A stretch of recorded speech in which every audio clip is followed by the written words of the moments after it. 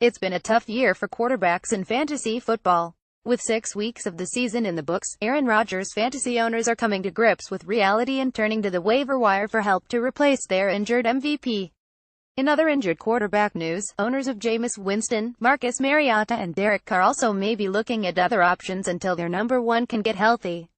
Those who own Ben Roethlisberger and possibly Matt Ryan may be getting a little nervous, while those who have Deshaun Watson or Matthew Stafford know they will need another starter with the Texans and Lions on bye in Week 7. So whether you fall into the help-wanted QB camp or another position, here are some names that may be available on the waiver wire in your league that can help this week or perhaps beyond. Quarterback Andy Dalton, Cincinnati Bengals, 47% owned. While many starting quarterbacks may be available, Dalton is the best option that is less than 50% owned in Yahoo leagues. After a rough first 2 weeks of the season, Dalton has 7 touchdowns and 2 interceptions in the past 3 games he was on bye in Week 6. The Bengals are at Pittsburgh in Week 7, and Dalton is a QB2 with upside.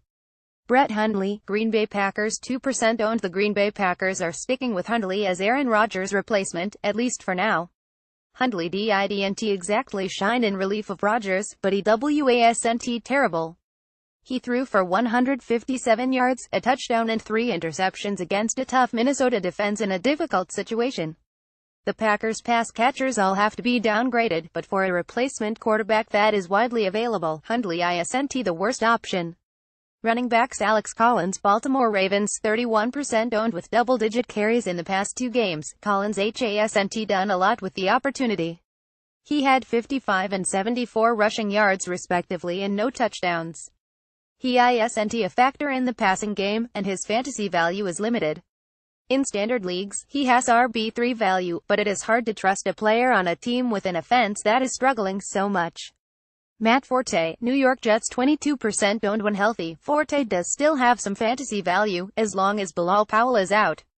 Forte is clearly behind him on the depth chart, but while Powell is missing time, Elijah McGuire isn't the guy to take over. Forte is.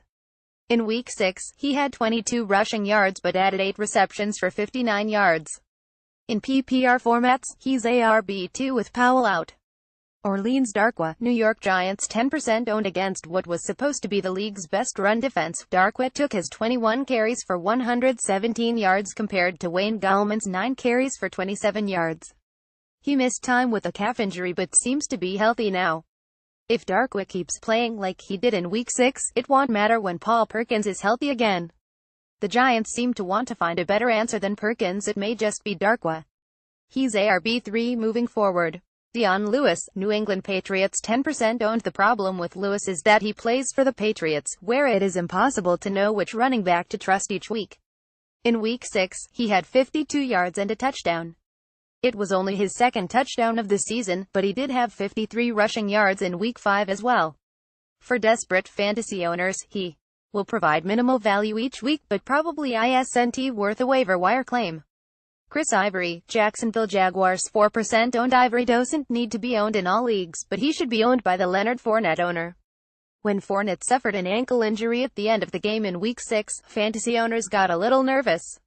It appears that Fournette will be fine, but this should serve as a reminder on how important it is to handcuff the stud running backs. If something were to happen to Fournette, Ivory would be a solid fill-in. Wide receivers John Brown, Arizona Cardinals, 44% owned. Owning a Cardinals receiver besides Larry Fitzgerald is tough. 1 week it's J.J. Nelson with the big game. Then it's Jaron Brown. Next it's John Brown. However, all 3 have value. It's just a matter of picking which one for the week. In Week 6, Brown caught 3 receptions for 63 yards and a touchdown. He had the second most targets on the team behind Fitzgerald, but that may change in Week 7. He's worth owning but is only a WR3 at best. Kenny Golladay, Detroit Lions, 16% owned. The Lions are on a bye in Week 7, so there's no rush to pick up Golladay. However, with Golden Tate injured, Golladay will have a bigger role when he does return. He's been inactive with a hamstring injury for the past 3 games. However, if he can get healthy, he'll likely step in as the number 2 WR for Detroit. After a solid Week 1 performance, the potential is there. For those in deeper leagues, he's worth picking up to see what happens after the bye. If Marvin Jones Jr. is available in your league 55% owned, he should be picked up as well. Juju Smith-Schuster, Pittsburgh Steelers 14% owned with 2 touchdowns on the year. Smith-Schuster isn't a must-own, but he's worth keeping an eye on, especially considering what is going on with Martavis Bryant, who has said he'd request a trade. If Bryant's role is reduced, Smith-Schuster is the next man up. Even though Ben Roethlisberger is struggling, someone will need to catch the ball besides Antonio Brown. Benny Fowler, Denver Broncos 2% owned, tied for the second most targets with Emmanuel Sanders behind Demaryius Thomas. Fowler will be the wide receiver to pick up with Sanders injured. While the injury to Sanders doesn't appear at this point to be season-ending, he will likely end up missing time. Fowler should step up in his absence, even with the uncertainty at quarterback. He had 3 receptions for 21 yards in Week 6, but those numbers should increase in Week 7. Tight end George Kittle, San Francisco 49ers 8% owned over the past 2 weeks. Kittle has entered into fantasy relevance. He has 11 receptions for 129 yards and a touchdown in those 2 weeks.